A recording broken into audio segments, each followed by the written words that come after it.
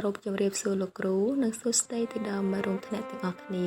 នាងខ្ញុំឈ្មោះស៊ូនិមលដែលមានតួនាទីមកបកស្រាយទីតាំងភូមិសាស្ត្រនិងប្លង់ប្រាសាទនៃប្រាសាទកុក្ខនគរ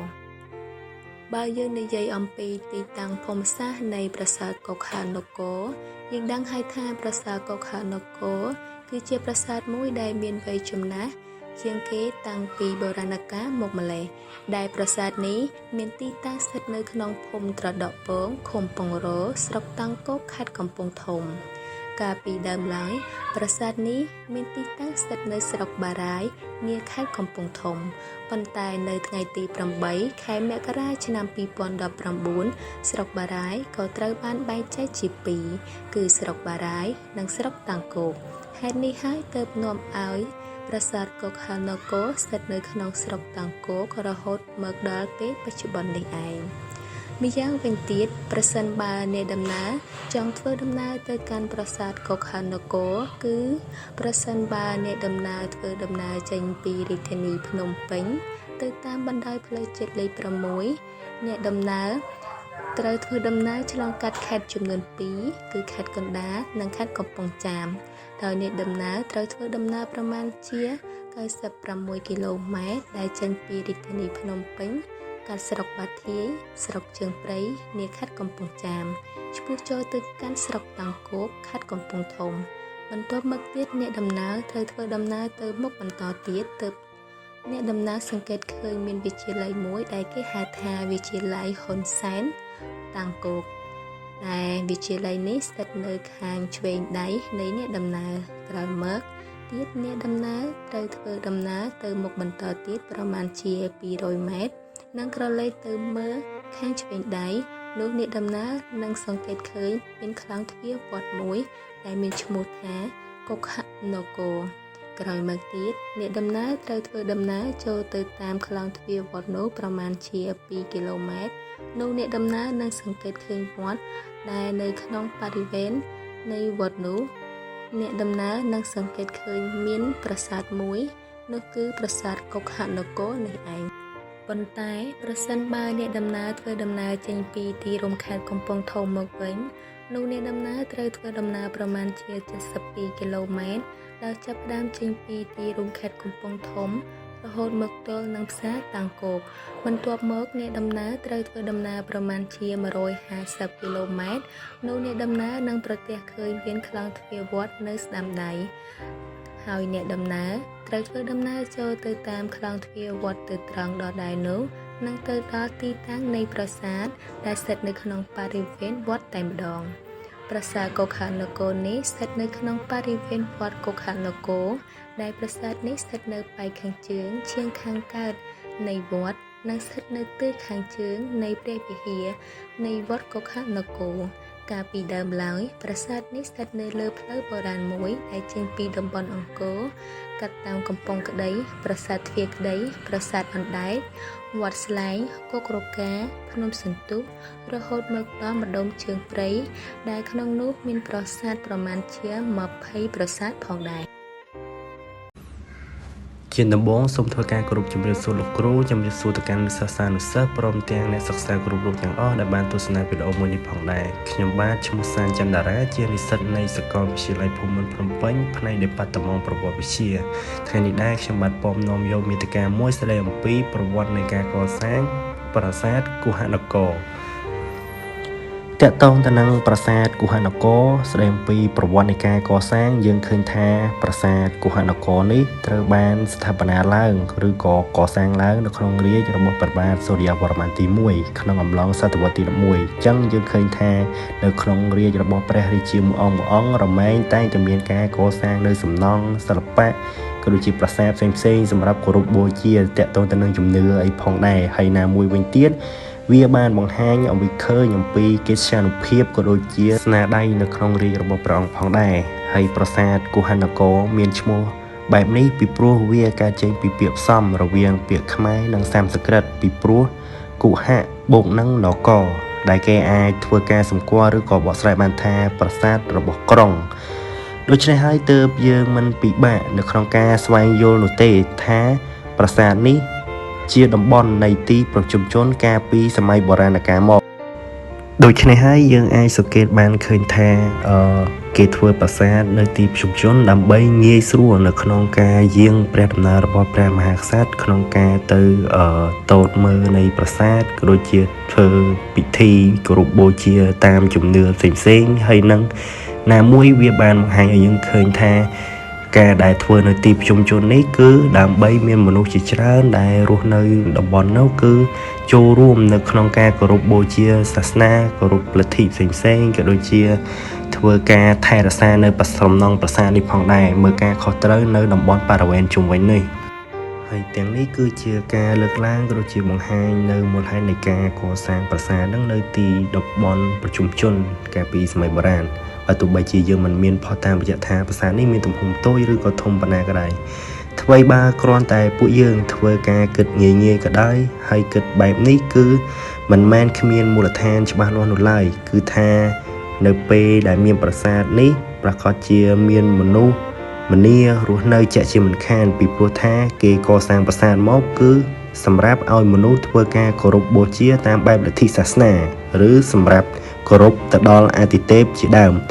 ពោលគឺដូចជាពេលបច្ចុប្បន្នអញ្ចឹងគឺយើងធ្វើការកសាងនៅវត្តអារាមសម្រាប់គោរពបូជាព្រះពុទ្ធសាសនាផងដែរជាពិសេសបើយើងធ្វើការសង្កេតមើលទៅលើទីតាំងភូមិសាស្ត្ររបស់ប្រាសាទគឺប្រាសាទនេះមានទីតាំងនៅតាមបណ្ដោយផ្លូវមួយដែលចេញពីអង្គរកាត់តាមកំពង់ក្តីប្រាសាទទ្វារក្តីប្រាសាទអណ្ដែតប្រាសាទវត្តស្លែងប្រាសាទគោក្រខាភ្នំសណ្ដុករហូតមកដល់ទីនឹងម្ដុំស្រុកជើងព្រៃបាទចំពោះចំណុចត្រង់នេះហើយទើបវាជាការពន្យល់បន្ថែមទៀតទៅលើសេចក្តីសន្និដ្ឋានខាងលើដែលយើងបាននិយាយថាប្រាសាទនេះជាប្រាសាទក្រុងដែលជាការកសាងឡើងនៅក្នុងតំបន់ទីប្រជុំជននាសម័យបុរាណកាលនោះវាហាក់បីដូចជាសមហេតុផលដោយសារតែយើងសង្កេតទៅលើទីតាំងភូមិសាស្ត្រដែលយើងបាននិយាយបាញ់មិញនេះគឺយើងឃើញថាប្រាសាទនេះស្ថិតនៅតាមបណ្ដោយផ្លូវមួយដែលកាត់តាមផ្លូវដែលមានប្រាសាទជាច្រើនដូចជាប្រាសាទកំពង់ក្តីស្វាតប្រាសាទទ្វារក្តីប្រាសាទអណ្ដែតក៏ដូចជាប្រាសាទវត្តស្លែងគោលការណ៍ដែលយើងបាននិយាយខាងលើអំបញ្ញមិញនឹងទៀតឯងប៉ុន្តែអ្វីដែលគួរឲ្យសោកស្ដាយបំផុតនោះគឺតំបន់នៃប្រាសាទនេះគឺពុំមានសេសសល់នៅសាលាចារឹកដែលធ្វើឲ្យអ្នកសិក្សាពុំសូវបានដឹងអំពីព័ត៌មានច្បាស់និងយកជាការសិក្សាអំពីប្រាសាទមួយនេះទេប៉ុន្តែបើយើងធ្វើការសង្កេតនិងធ្វើការសិក្សាប្រៀបធៀបជាទូទៅចំពោះប្លង់នៃប្រាសាទគឺយើងសង្កេតឃើញថាបច្ចេកទេសនៃការកសាងបូករួមជាមួយនឹងក្បាច់លម្អផ្សេងៗនៅលើតួនៃប្រាសាទទាំងមូលនេះគេអាចសន្និដ្ឋានបានថាប្រាសាទនេះត្រូវបានកសាងនៅក្នុងរាជ្យរបស់ព្រះបាទសូរ្យវរ្ម័នទី1ពិតមែនពោលគឺប្រាសាទនេះអាចនឹងមានអាយុប្រហាក់ប្រហែលជាមួយនឹងភ្នំព្រះបាទឬភ្នំជើងព្រៃប្រាសាទភ្នំជីសូរប្រាសាទវត្តបាសែតឬប្រាសាទឯកភ្នំផងដែរប្រាសាទនេះក៏ស្ថិតនៅក្នុងអន្តរការរវាងរចនាបថឃ្លាំងនិងបាពួនផងដែរហើយប្រាសាទនេះទៀតសោតក៏សាងឡើងសម្រាប់ឧទ្ទិសទៅដល់លទ្ធិព្រហ្មញ្ញសាសនាដែលទំនងជានិកាយរបស់ព្រះឥសូរឬព្រះសិវៈផងដែរតកតងទៅនឹងព្រះឥសូរឬព្រះសិវៈនេះគឺជាព្រះដ៏ធំមួយឬក៏យើងអាចនិយាយបានថាជាទេពដ៏ធំមួយនៃទេពទាំង3នៃលទ្ធិព្រហ្មញ្ញសាសនាដែលក្នុងនោះរួមមានព្រះព្រហ្មព្រះវិស្ណុនិងព្រះសិវៈនេះឯងតួយ៉ាងស្ដីអំពីប្រវត្តិនៃការកសាងប្រាសាទកុហនគរនេះទៀតសោតក៏មានចំណុចមួយទៀតដែលយើងគួរតែផ្ដោតលើផងដែរនោះគឺតកតងទៅនឹងសោភ័ណភាពនៃប្រាសាទនេះផងដែរដែលយើងឃើញថាប្រាសាទនេះគឺប្រើប្រាស់ថ្មបាយក្រៀមជាសម្ភារៈសំណង់ចម្បងហើយក្រៅពីផ្តែរស៊ុមទ្វារតសពេជ្រតសផ្អោបនាគចែងនឹងតោដែលប្រើប្រាស់ថ្មភក់ហើយការដែលគេប្រើប្រាស់ថ្មបាយក្រៀមច្រើនធ្វើឲ្យតួប្រាសាទមើលឃើញទៅសម្បកខ្មៅខុសពីប្រាសាទដទៃទៀតចំពោះខ្លោងទ្វារដែលកើតចេញពីច្រកចូលពីរគឺកណ្ដាលនិងខាងត្បូងឯច្រកចូលខាងជើងបែរជាធ្វើទ្វារបញ្ឆោតទៅវិញតែច្រកចេញមាន3ចំណែកខ្លោងទ្វារខាងលិចមានទំហំតូចមានច្រកចូលតែមិនមានច្រកចេញជាទ្វារបញ្ឆោតដូចគ្នាសរុបជារួមមកយើងឃើញថាព័ត៌មាននៃការសិក្សាដែលបានអធិប្បាយទាំងលើនេះគឺបានបង្ហាញអំពីប្រវត្តិនៃការកសាង ក៏ដូចជាភាពពាក់ព័ន្ធមួយចំនួនស្ដីអំពីប្រាសាទកុហានគរនេះផងដែរហើយតកតងទៅនឹងចំណុចរបស់យើងខ្ញុំគឺបានបញ្ចប់ត្រឹមប៉ុណ្ណេះជាកិច្ចបន្ទាប់សូមជូនទូនាទីទៅកាន់មិត្តរួមក្រុមសូមអរគុណប្រាសាទកុហានគរកសាងឡើងអំពីថ្មបាយក្រៀមមានគ្រឿងលម្អស្ថាបត្យកម្មតិចតួចធ្វើអំពីថ្មភក់បែរមុខទៅទិសខាងកើតប្រាសាទនេះសង់នៅលើខឿនដែលមានរាង4ជ្រុងទ្រវែងមានប្រវែងបណ្ដោយលាតសន្ធឹងពីកើតទៅលិចនិងប្រវែងទទឹងលាតសន្ធឹងពីជើងទៅត្បូងចំពោះប្លង់នៃប្រាសាទគេយកគល់គ្រឹះឬយើងហៅថាទូប៉មកណ្ដាលធ្វើជាគោលនៃប្រាសាទបើយើងក្រឡេកមើលរចនាសម្ព័ន្ធនៃប្រាសាទវិញម្ដងយើងឃើញថានៅចំទិសខាងកើតឬចំពីមុខប្រាសាទមានស្រះទឹកចំនួន2ដែលស្រះទាំងពីរនេះមានឈ្មោះថាស្រះស្រង់នៅទិសខាងត្បូងនិងស្រះកែវនៅទិសខាងជើងហើយក្រៅអំពីស្រះទាំងពីរនេះមានបារាយណ៍ធំមួយនៅទិសខាងកើតនៃប្រាសាទចម្ងាយប្រមាណ150ម៉ែត្រដែលសប្តាហ៍ថ្ងៃនេះអ្នកស្រុកហៅថាបារាយណ៍យាយកែវប្រាសាទនេះមានកំពែងព័ទ្ធជុំវិញមួយជាន់ធ្វើអំពីថ្មបាយក្រៀមដែលកំពែងពីកើតទៅលិចមានប្រវែង35ម៉ែត្រនិងកំពែងពីជើងទៅត្បូងមានប្រវែង25ម៉ែត្រប្រាសាទនេះមានកុបរៈឬក្លោងទ្វារចេញចូលចំនួន2ដែលស្ថិតនៅទិសខាងកើតនិងទិសខាងលិចក៏ប៉ុន្តែមានតែកុបរៈនៅទិសខាងកើតប៉ុណ្ណោះដែលអាចចេញចូលបានហើយកុបរៈនៅទិសខាងលិចគេគ្រាន់តែធ្វើជាទ្វារបញ្ឆោតតែប៉ុណ្ណោះតាមការឲ្យដឹងរបស់ចាស់នៅទីនោះបញ្ជាក់ថានៅខាងកើតប្រាសាទមានស្ពានហាមួយដែលក្រាលដោយថ្មបាយក្រៀមដែលមានស្រះទឹកអមសងខាងចំនួន2ហើយស្ពានហាលនៅចំកណ្ដាលក៏ប៉ុន្តែសប្តាហ៍ថ្ងៃនេះស្ពានហាលបានបាត់បង់រូបរាងអស់ទៅហើយដោយបំសល់ទុកនៅបំណែកបន្តិចបន្តួចជាប់នឹងកុបរៈតែប៉ុណ្ណោះប្រាសាទកុហានគរមានគល់គ្រឹះឬទូប៉មកណ្ដាលតែមួយដោយសាងសង់ឡើងអំពីថ្មបាយក្រៀមដោយមានលក្ខណៈបែបជាខឿនមួយជាន់ដោយគេបានធ្វើជណ្ដើរបញ្ឆោតចំនួន3ជ្រុងមាននៅជ្រុងខាងជើងខាងត្បូងនិងខាងលិចទូប៉មនេះមានរាង4ជ្រុងនៅតាមជ្រុងនីមួយៗមានលម្អទៅដោយក្បាច់សារពើសូត្រ3ជ្រុងនៅកំពូលប្រាសាទគេមានសាងសង់នៅប្រាសាទចំណុះចំនួន3ជាន់ដែលដុំរៀបនៅពីលើគ្នាទូប៉មកណ្ដាលត្រូវបានតភ្ជាប់ទៅនឹងអគារវែងមួយដែលគេហៅថាជាបណ្ឌុបចំណែកឯទ្វារចូលនៃបណ្ឌុបមានលម្អទៅដោយផ្តែរសសរពេជ្រសសរផ្អោបនិងហោជាងនៅចន្លោះរវាងគល់គ្រឹះនិងបណ្ឌុបគេមានធ្វើអគាររាងទាបនៅចន្លោះនោះដើម្បីតភ្ជាប់រវាងគល់គ្រឹះទៅនឹងបណ្ឌុបតែអគារនេះផងដែរត្រូវបានគេហៅថាអត្រាឡ័យនៅទិសអាគ្នេយ៍នៃទូប៉មកណ្ដាលយើងឃើញមានអគារមួយដែលមានដំបូលរាងជាដំបូលទូកដែលគេហៅថាហោត្រៃឬបណ្ណាល័យបែរមុខទៅទិសខាងលិចដោយបញ្ច្រាសជាមួយទូប៉មកណ្ដាលដែលកសាងឡើងសម្រាប់តម្កល់រាល់សៀវភៅនិងឯកសារផ្សេងៗនាសម័យកាលនោះហើយនៅជ្រុងខាងលិចឈៀងខាងត្បូងទូប៉មកណ្ដាលគេឃើញមានបន្ទប់រៀបចំគ្រឿងដង្វាយសង់ដាច់ពីទូប្រាសាទដែលអ្នកស្រុកហៅថាអគារគុកសំពៅដែលភ្ជាប់នៅលើកំផែងសង់ពីថ្មបាយក្រៀមដែលទីកន្លែងនេះសម្រាប់រៀបចំគ្រឿងដង្វាយផ្សេងៗនិងមានបង្ហូរទឹកចេញមកក្រៅសម្រាប់ឲ្យប្រជាពលរដ្ឋត្រង់យកទឹកមន្តដែលជាជំនឿដ៏ស័ក្តិសិទ្ធិនាសម័យកាលនោះហើយនៅទិសខាងជើងនៃអគារគុកសំពៅមានការចោះជញ្ជាំងធ្វើជាច្រកចេញចូលតែមួយបែរមុខមករកទូប៉មធំនៅកណ្ដាលផងដែរជាដំបូងសូមគោរពជំរាបសួរគ្រូនិងគោរពសួស្តីមិត្តរួមថ្នាក់ទាំងអស់គ្នាខ្ញុំបាទឈ្មោះហំសុភ័ណ្ឌដែលខ្ញុំមានតួនាទីក្នុងការបកស្រាយអំពីផ្តែរដែលស្ថិតនៅកុបរៈទិសខាងកើតនៃប្រាសាទកុហនគរ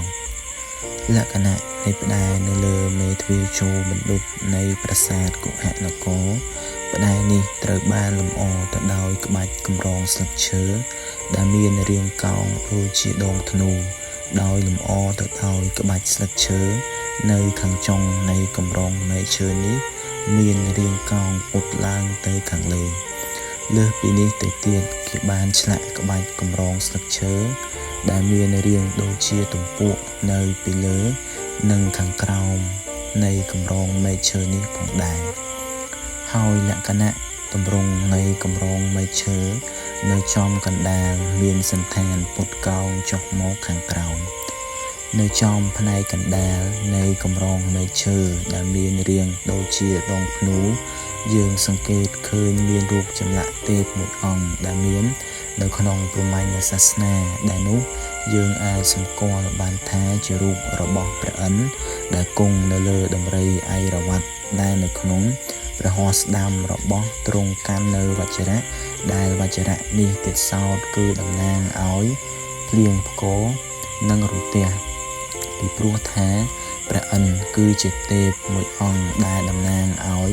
ភ្លៀងផ្គរនិងរន្ទះនៅក្នុងព្រហ្មញ្ញសាសនាផងដែរមូលហេតុដែលគេឆ្លាក់រូបព្រះឥន្ទនៅលើផ្តែរនៃប្រាសាទគុហនគរនេះគឺដើម្បីឲ្យសមស្របជាមួយនឹងការស្ថាបនាកសាងប្រាសាទគុហនគរនេះបែរមុខទៅទិសខាងកើត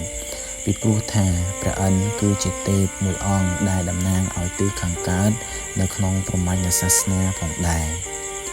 ចំណុចមួយដែលយើងអាចធ្វើការសិក្សាសន្និដ្ឋានបានថាផ្តែរនេះស្ថិតនៅក្នុងអន្តរកាលរវាងរចនាបថឃ្លាំងនិងបាភួនក៏ព្រោះតែក្បាច់កម្រងមែកឈើនៅលើផ្តែរ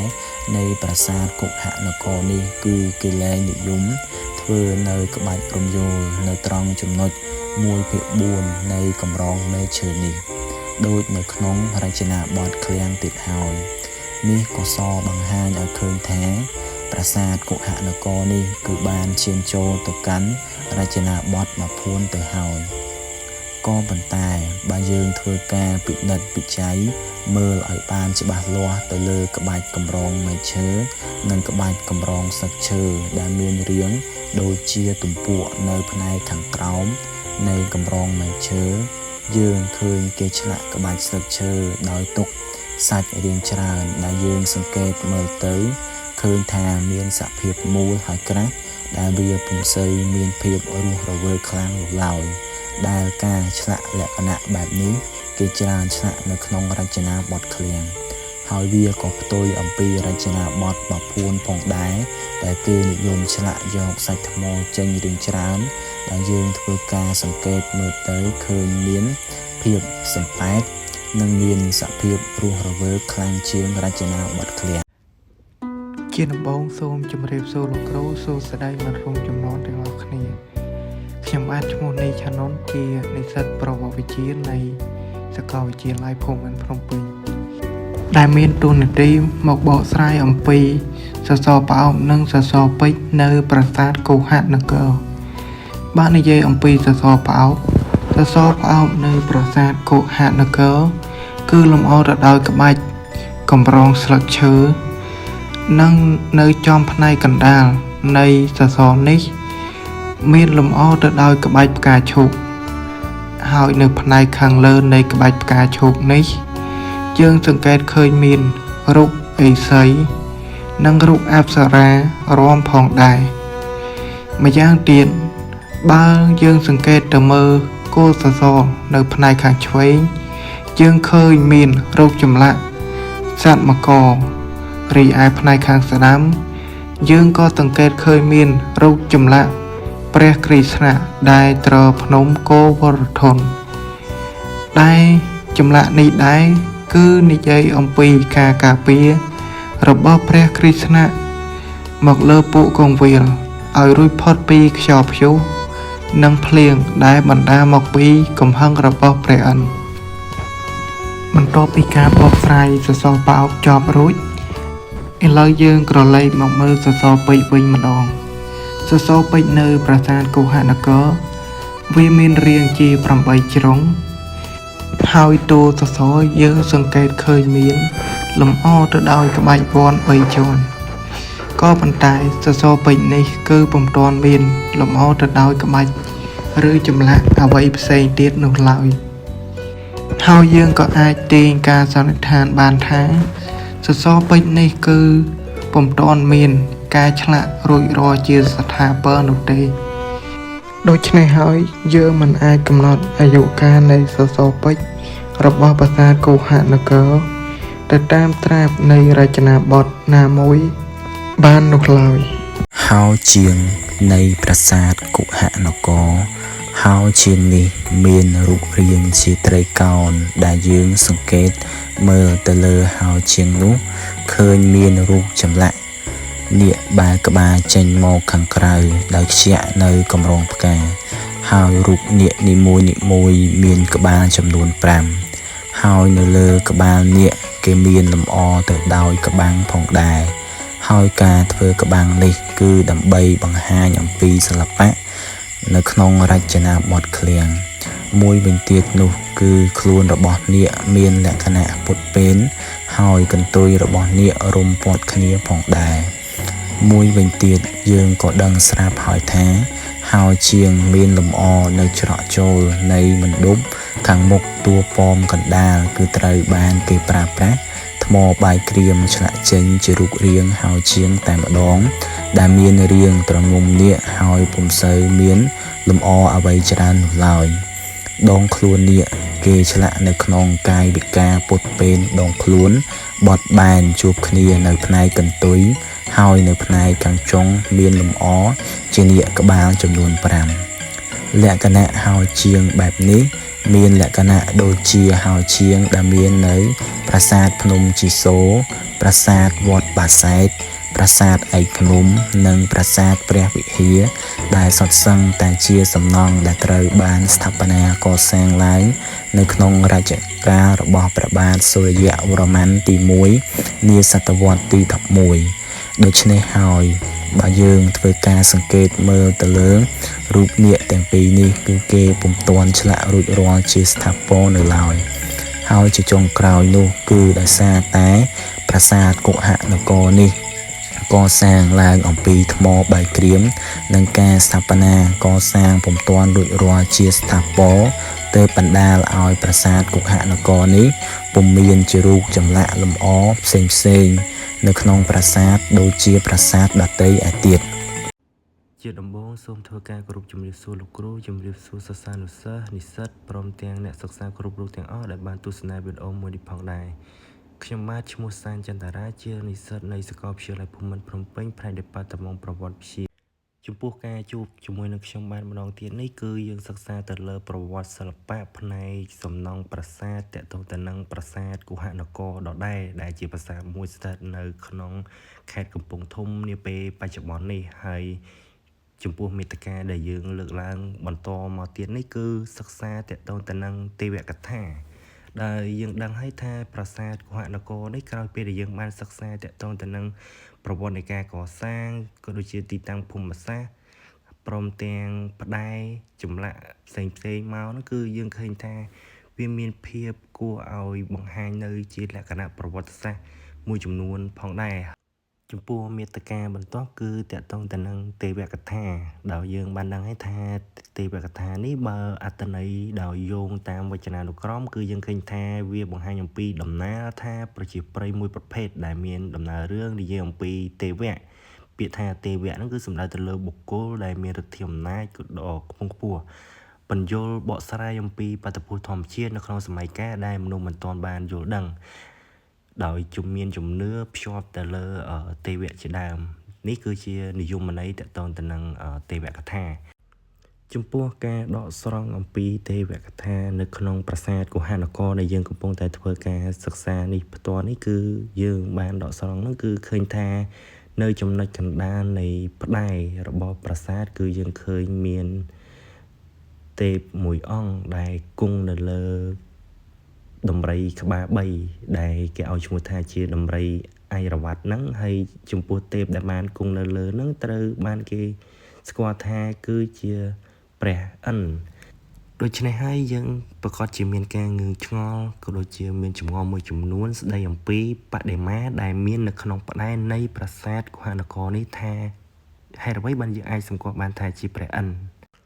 ចំពោះការដែលអាចកំណត់អត្តសញ្ញាណចំពោះបដិមាដែលមាននៅក្នុងប្រាសាទនេះថាជាព្រះឥន្ទនោះដោយសារតែយើងផ្អែកទៅលើលក្ខណៈសម្គាល់មួយចំនួន